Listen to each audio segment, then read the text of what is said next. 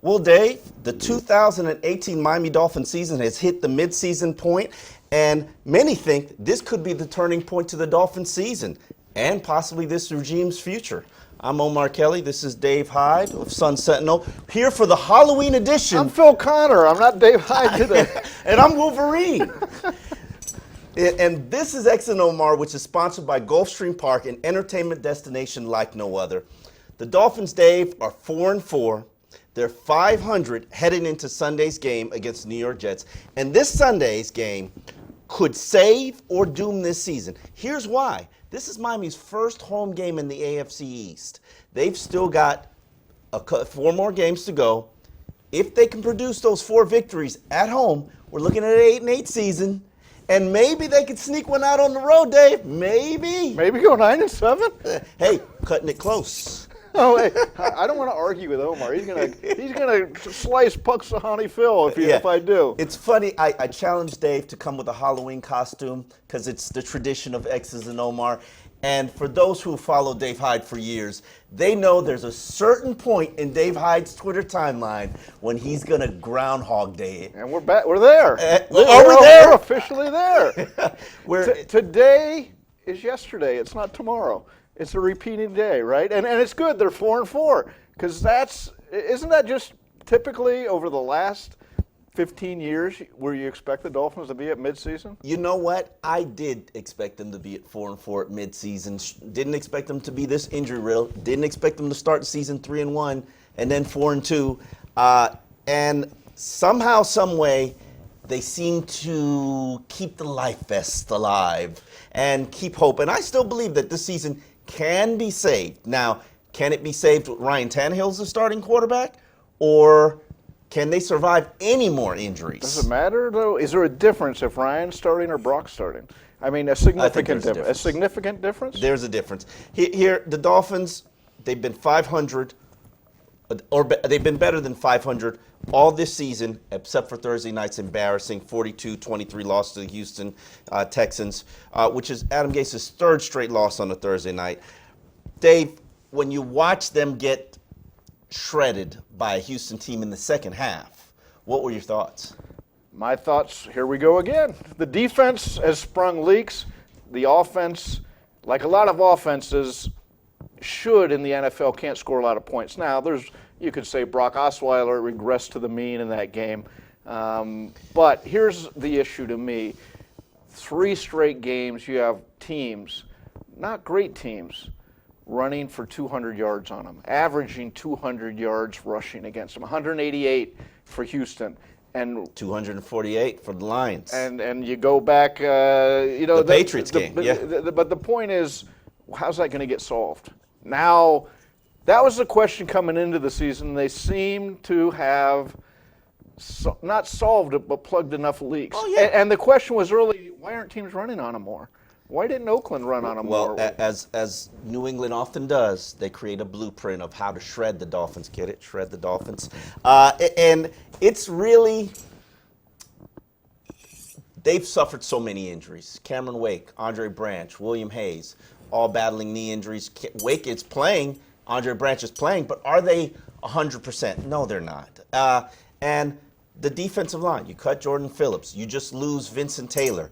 They are beginning to fall apart. What they've done is they've signed Ziggy Hood and they've signed Sylvester Williams, 2 former first-rounders back in the day whose careers kind of flamed out recently. Ziggy Hood was playing for the Washington Redskins, and then he got cut earlier this season because they needed the roster spot. Sylvester Williams didn't make it out of camp in Detroit.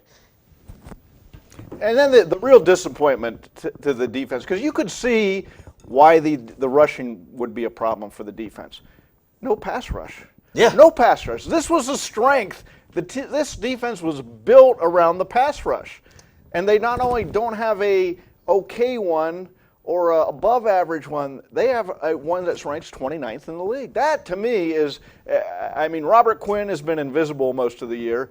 And then Cameron Wake finally hit his age between injuries and everything else. And Are you finally calling Cam Wake old? I'm not. Well, he's been old for a while, right? But he's been deceiving Father Time in a way we all admire. Yes, all we us do. old people, especially. But all of a sudden you start going down, and you're injured. But this was 4 or 5 deep on the defensive end, and they're getting nothing. They're nothing from the defensive ends.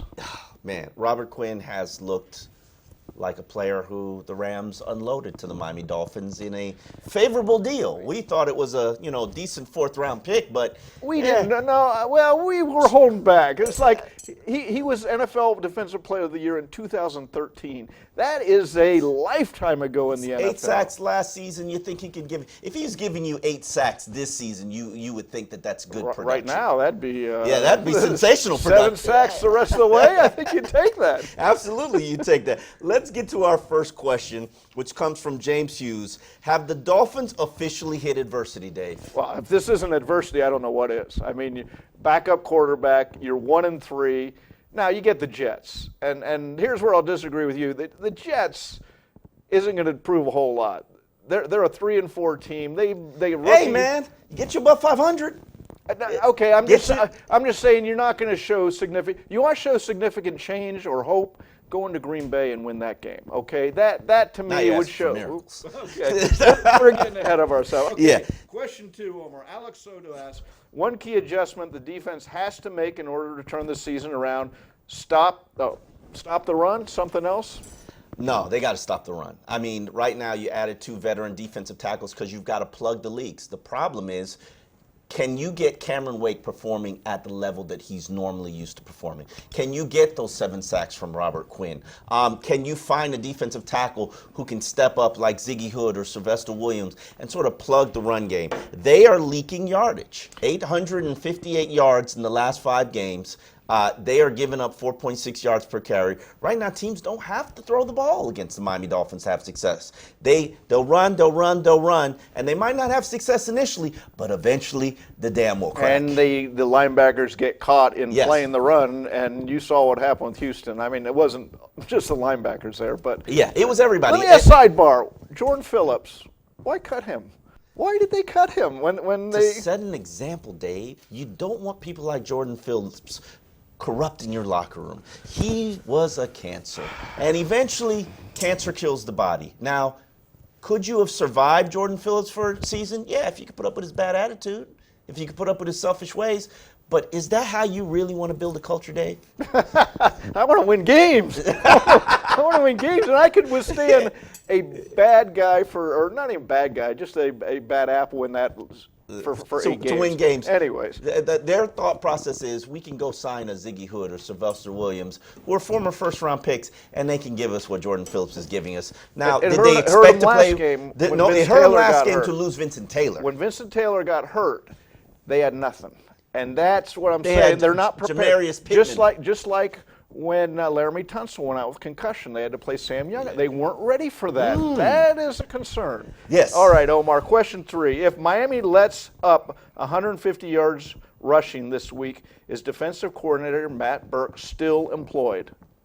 I think he is. However, it's definitely on Matt Burke to fix this defense because while they started the season performing well, when they were 4-2, they were one of the top 5 defenses in the league in a lot of important statistical categories, except for third downs, where they're allowing 46% of passes of conversions to be completed.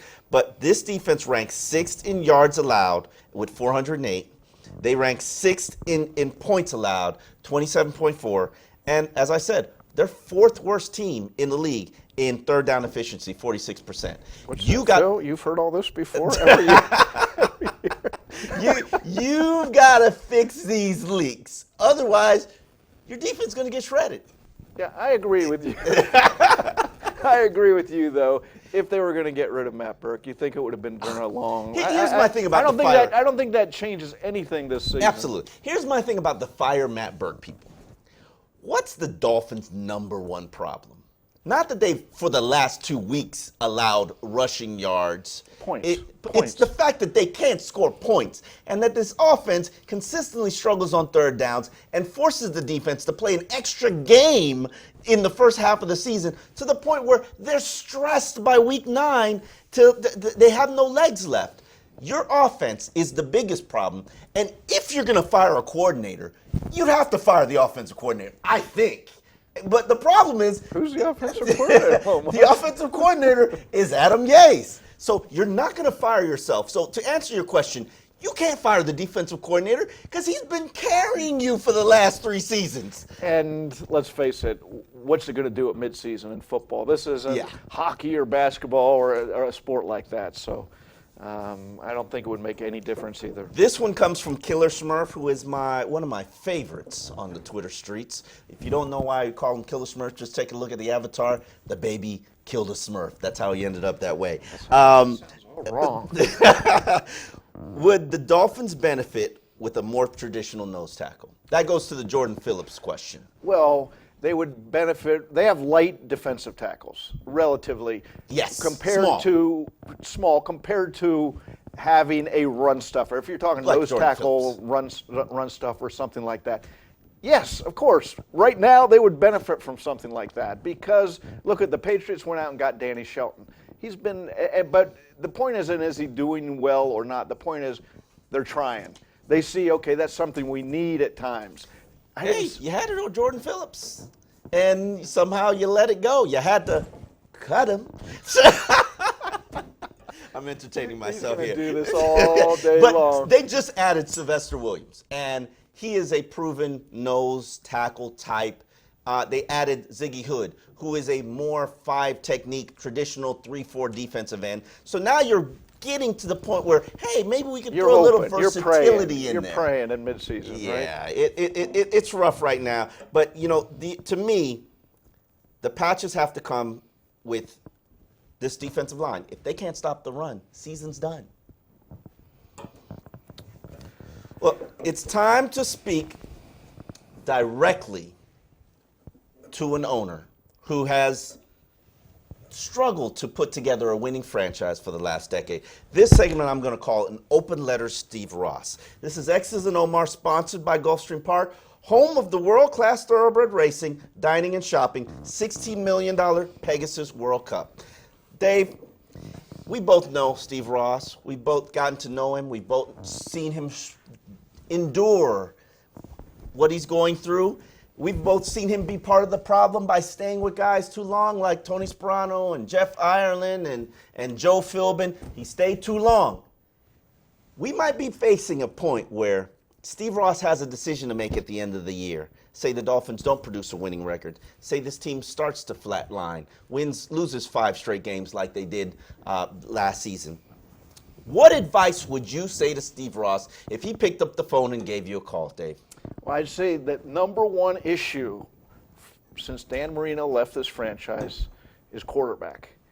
And these guys banked all their marbles on Ryan Tannehill and didn't go, even when Steve Ross was saying during the last draft, shouldn't we get a quarterback?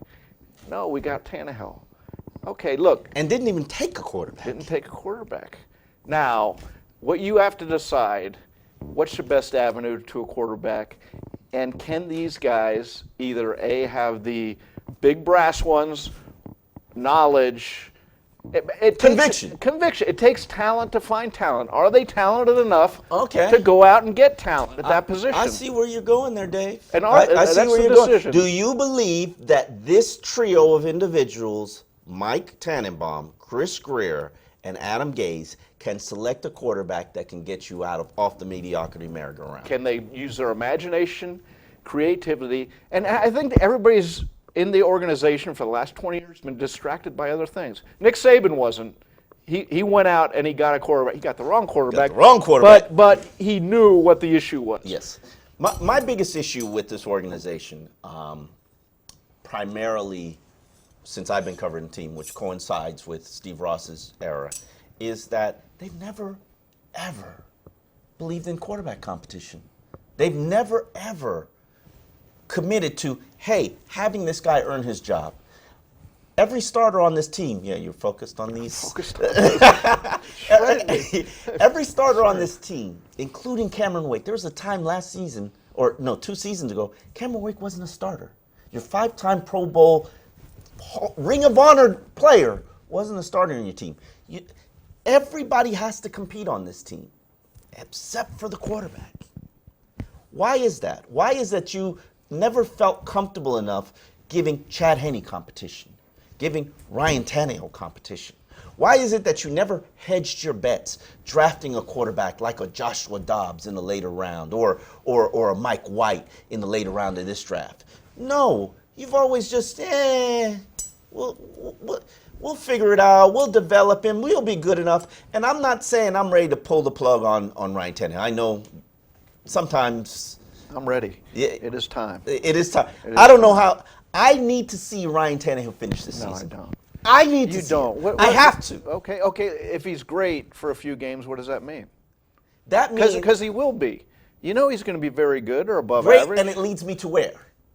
I don't know. 8-8. That's where we're heading. Right. 9-7. Okay. 9-7. If things work out, and is there a difference?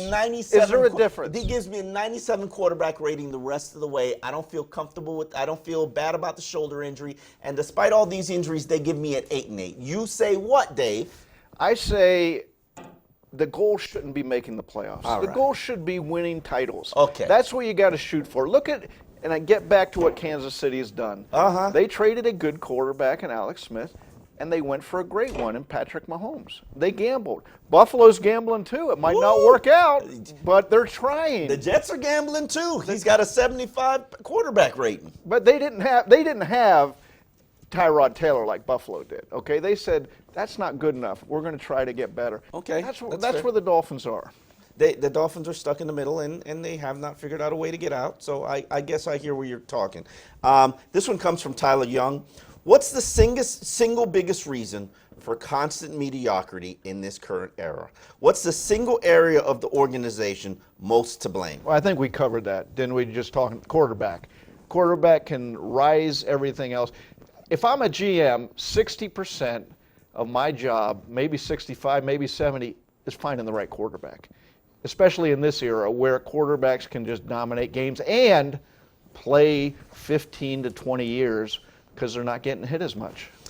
I will change my answer. I think the single biggest reason that this Dolphins franchise has been mediocre for the last decade is that they've stuck with what they were doing a season too long.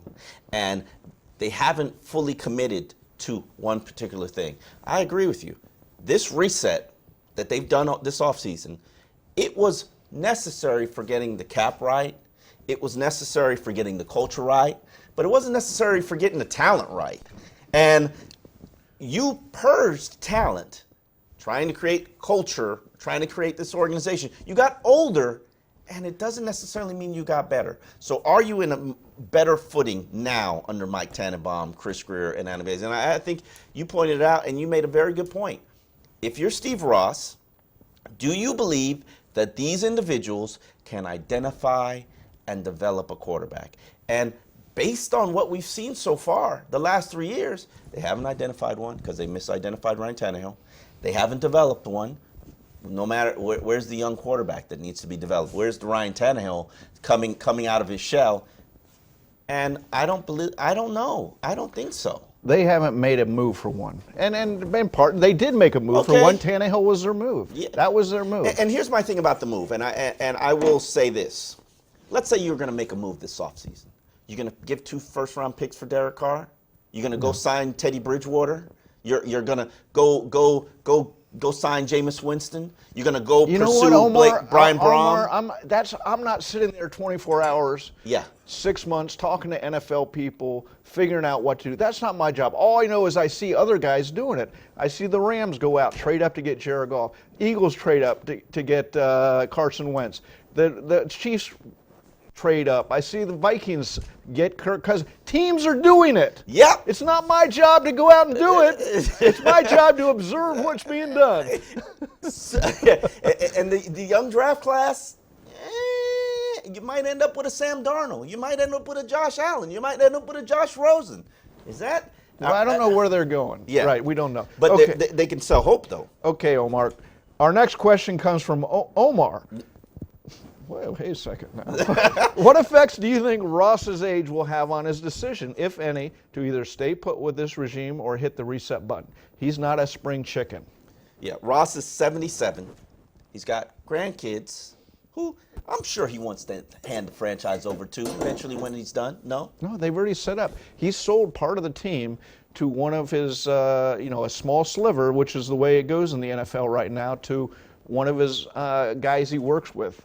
And he's going to, the line of succession is made. And so this guy goes to games, and he's in on all the stuff going on. He's privy to what's happening. Now the question is, how do you address it? How do you fix it? And I'm not so certain that there is a solution there. I think the only thing that Steve Ross has not done in his since 2007 is he's never pressed the complete and full reset button and hire an executive vice president and having that person say, okay, GM, coach, you're all gone. I'm bringing in my own people, or I'm making these decisions. And that's probably what's needed. He's at the position where Wayne Huizenga got to, Groundhog Day, which was Wayne said, I remember talking to him once, he said, all my business decisions are very good, and my sports decisions, and that's with Ross. He runs he's Wayne times 5 as far as net worth. He's so successful in every area and aspect of his business life. And I sat at the owners' meeting, and he expressed that frustration. I'm good at everything. I've done everything around here. I've given the money, and somehow I've been a failure at this. And he admitted he's been a failure at it. It's a lot harder than he thought it would be. Different world for these guys. Okay, next question. Would you sign Jameis Winston as a free agent, and would you trade for Derek Carr? I would not sign Jameis Winston as a free agent. I don't think Jameis Winston has what it takes to be an upper echelon quarterback. I think he's on par with Ryan Tannehill.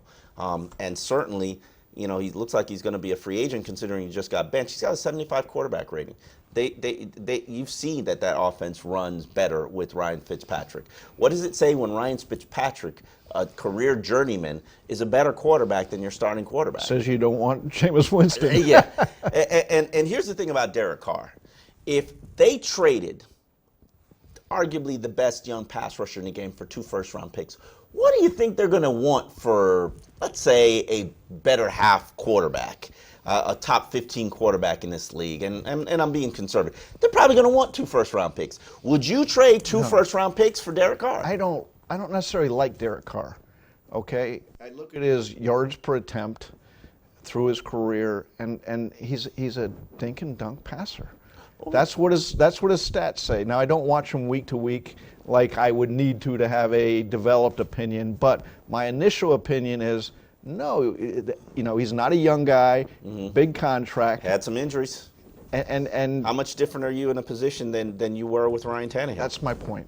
That's my point. Are you trading for that, if not the same guy, so close that I don't really see Teddy much Bridgewater. difference? I need to know the cost there. I need to know what the cost is, and I need to know what are my other options. $10 million. Well, going rate for a starting quarterback is about $12 million. What are my options this offseason? We're not there yet. Okay, I don't think so. Do you? I'm not ready to I'm sit not ready. there. I said early in the show, I'm not ready to pull the plug on Ryan Tannehill. Nick wants to know, which positions do you see the biggest needs at, and how do you fix them long term and not just patch them? Well, let's just start with quarterback position. We both will agree.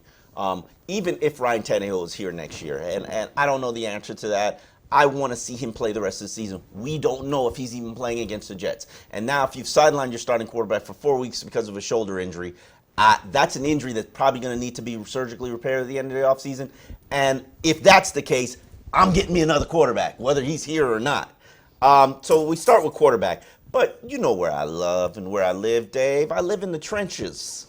I live in the trenches, Dave. I know. If you cannot stop the run, if you cannot run the ball, you have no chance in today's NFL. I know you're going to say quarterback, quarterback, quarterback. No, I'm going to say, points. Where can I find these guys? Yeah. I'm talking value. Yeah, you need to stop the run. I need to make defensive tackle a priority. You need to be able to run the football.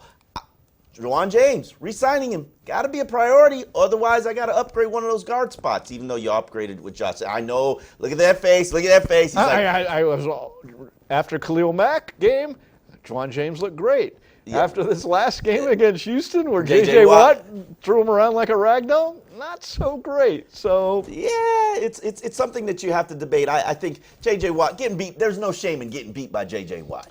It happens, but repeatedly, not good. Listen, he's got 8 sacks for a reason in this league.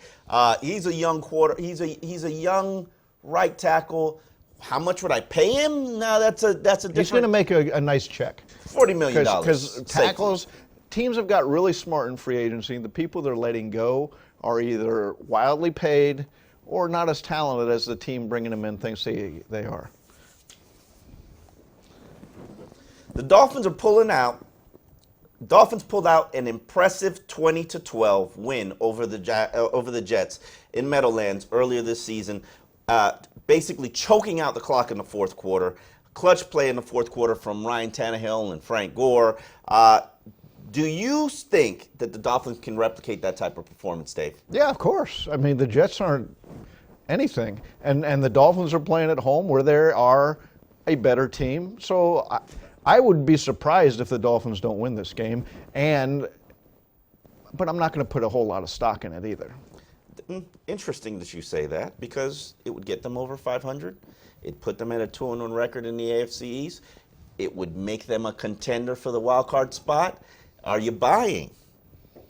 Am I buying what? After that. Am I buying what? I'm buying 8-8. I'm buying 8-8. Yeah. Groundhog Day all over again. Are you buying? I need to see how they perform the rest of the way. I definitely, if they don't pull off a victory against the Jets, whether you have Ryan Tannehill or Brock Osweiler there at the quarterback, it's pull the plug time. Agreed. Okay, next question comes from Neil Hayes. Do the Jets have the personnel to execute the same type of game plan the Lions and Texans used against us the past 2 games? If they had Bilal Powell, who has suffered a season-ending neck injury, I would say, yeah, they do. Isaiah Crowell is in there. He's averaging 5.1 yards per carry, and he scored 5 touchdowns. But you know that the Jets are going to run the ball. You know that they want to run the ball. This isn't like Houston where you're guessing. This is Todd Bowles, a Bill Parcells disciple who wants So to you're going to stack the box. You're going to put a lot of emphasis against the run. And I don't think that they will have what it takes to run the ball successfully if these defensive tackles come in, Isaiah Hood and Sylvester Williams come in and contribute at the level that they need to see. All right, Omar. Dougie Duwong asks, can the Dolphins take advantage of the mistakes that Sam Darnold makes and get a win on Sunday? You know, that comes into the question of how much do you trust your rookie quarterback? How much do you believe in your rookie quarterback? I've watched Sam Darnold. We said earlier this season, oh, he's going to be a good one. Well, after looking at a 55.2% completion rate, 213 yards per game, 11 touchdowns, 10 interceptions, a 74.5 quarterback rating. We still sit on that claim that I do. Good? I saw him make throws, and you look at what's around him, he's got nothing. He's got nothing around him. So, you know, it's like a lot of guys drafted high, they get put in a bad situation, and you can go through the list, going back to Peyton Manning, of guys who've looked awful in their first years, who go on to have good NFL careers. The verdict's out on Sam Darnold, but I'm not writing him off by this year. Definitely don't write him off, but I think you're starting to see that it's not just the quarterback that elevates the level of the ship. Because you could put right now, who's the quarterback that he replaced? McCown. You could put McCown in that game. Do they have a better chance of winning games? Probably do, because he'd be smarter exactly. and show more experience. Exactly. But it doesn't necessarily mean that, rookie quarterback, better quarterback. I don't think that's... But it means hope, possibly better future. Hope. Selling hope again. Hope is a dangerous thing. And that's what you're playing for if you're the Browns or the Jets or the Bills or the teams that took quarterbacks in the first round. Definitely. Selling hope. Hope is a dangerous thing to sell. Luke Fade chimes in with, can the Dolphins generate enough pass rush to rattle Sam Darnold? Ooh, that's a good question because it goes into the heart of what's going on in that defensive line. And the best way to explain what's going on a defensive line is the defensive ends aren't setting the edge. Because they're not setting the edge, the linebackers are pressing to set the edge. Defensive tackles aren't keeping the linebackers clean. Because the defensive tackles can't hold up against their block and aren't taking, a center or a guard is getting to that second level and taking Raekwon McMillan or Jerome Baker out to play, that's forcing the safeties to come up in the box and help and contribute. And say coming up in the box, helping and contribute, not where you're supposed to be. Not where you're supposed to be. These cornerbacks are getting exposed. Now all of a sudden Bobby McCain looks like a crumb. Everything is sewn in together. And to me, it starts with edge setting.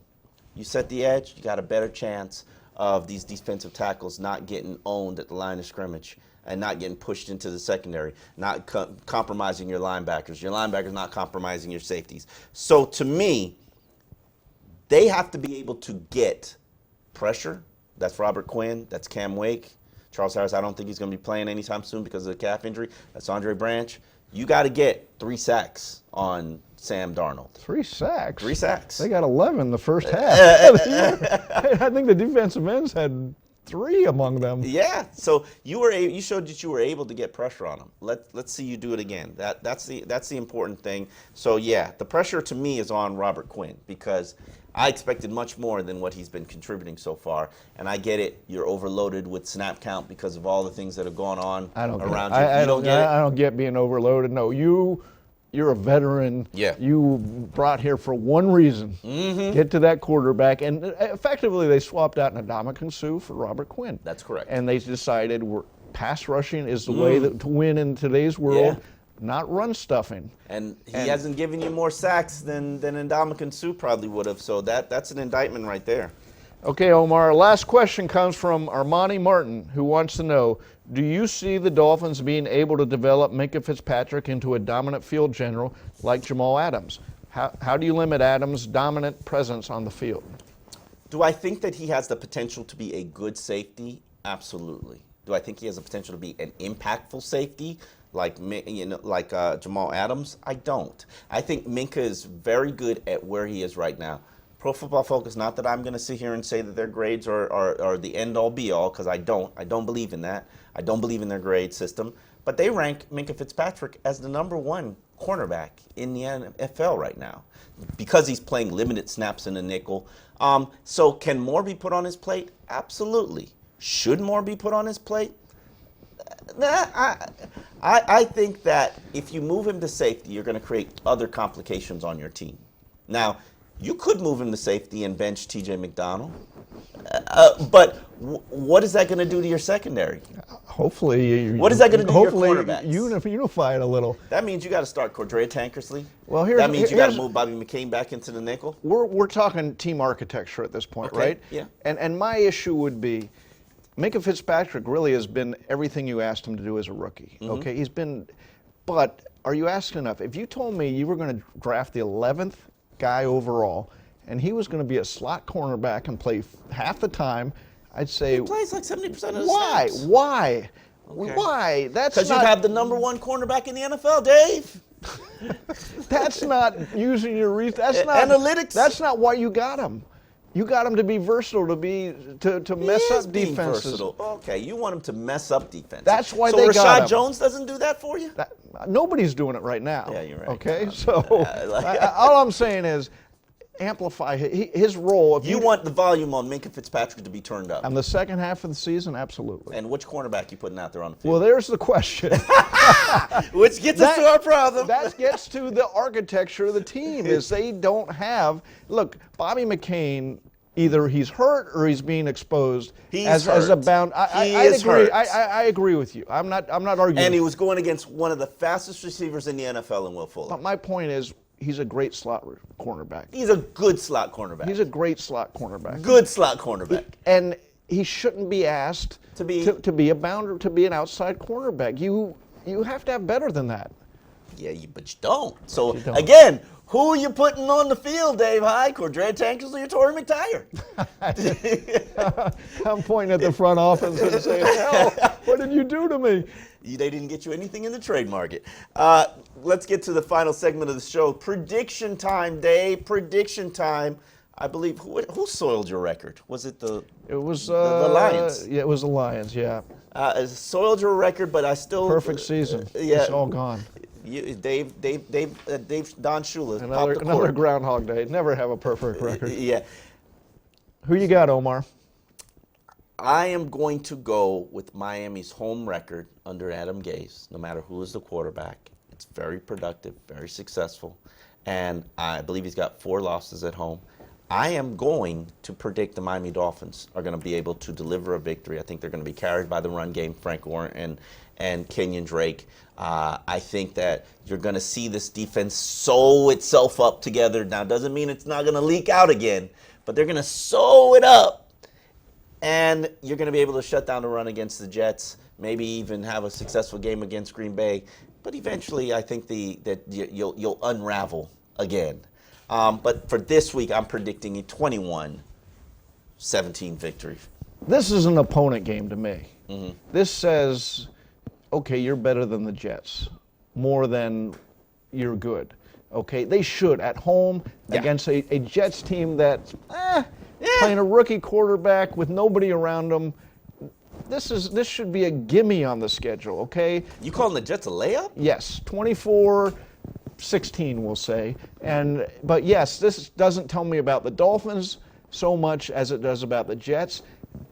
Let's go to Green Bay the next week. That will tell me a lot more about where we are as a Dolphin. I'm not saying win, but compete. And if they lose on Sunday? They might ruin their streak of... No, they probably won't. They're the only NFL team in the last decade to oscillate between 6 wins and 10 wins. 6 to 10.